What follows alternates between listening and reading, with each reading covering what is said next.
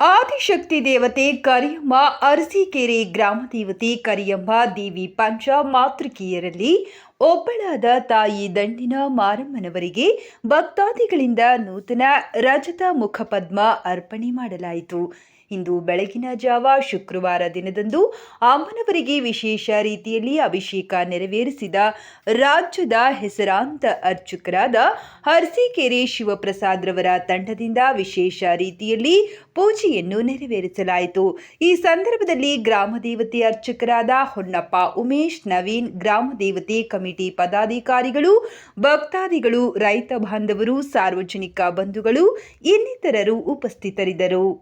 ಅನ್ನಪೂರ್ಣೇಶ್ವರಿ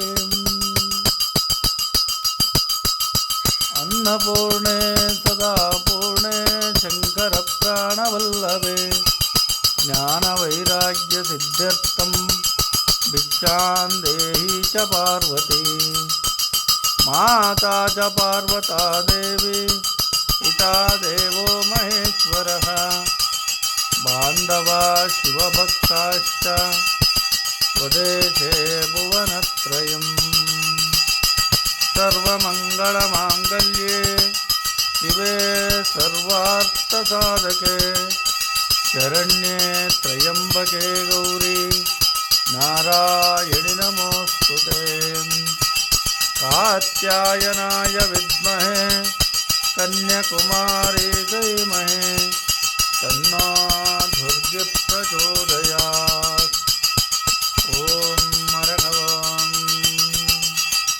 ಜಾತವೇದಸೆ ಸುನುವಾಮಸೋ ಮಮರಾತೆ ಯತೋ ನಿದಹಾತೆ ವೇದಃ ಸನಕ್ ಪರಶತತಿ ದುರ್ಗಾಣಿ ವಿಶ್ವಾ ನಾವೇವ ಸಿಂಧುಂ ದುರಿತಾತಗ್ನಿಃ ತಾಮಗ್ನಿವರ್ಣಾ ತಪಸಾ ಜ್ವಲಂತೆ ವೈರೋಚನೆ ಕರ್ಮ ಫಲೇಷು ದುಷ್ಟಾಂ ದುರ್ಗಾಂ ದೇವೀಂ ಶರಣಮಹಂ ಪ್ರಪದ್ಯೆ.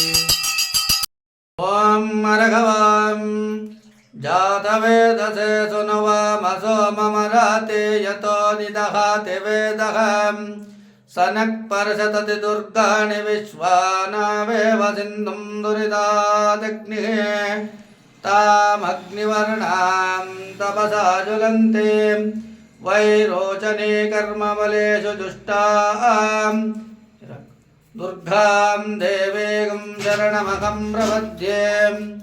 ಸುತರಸಿ ತರಸೇ ನಮಃ ಅಗ್ನೇ ತ್ವಂ ಪಾರಯಾನವ್ಯೋ ಸ್ವಸ್ತಿ ವಿರದಿ ದುರ್ಗಾಣಿ ವಿಶ್ವಾ ಓಶ್ಚ ಪೃಥ್ವೇ ಭವಲಾನವರ್ವೇ ಭವತೋಕಾಯ ತನಯಾಯ ಸಂಯೋಃ ಅಗ್ನೇ ಅತ್ರೇವನ್ಮನಸಾ ಗೃಣಾನೋ ಸ್ಮಾಕಂ ಬೋಧ್ಯವಿತತನೂನಾ ಪೃತನಾಜಿತಗುಂ ಸಗಮಾನಮುಗ್ರಭೂಂ ಮುಹೇಮ ಪರಮಸ್ತಾದರಸ್ತಾತ್.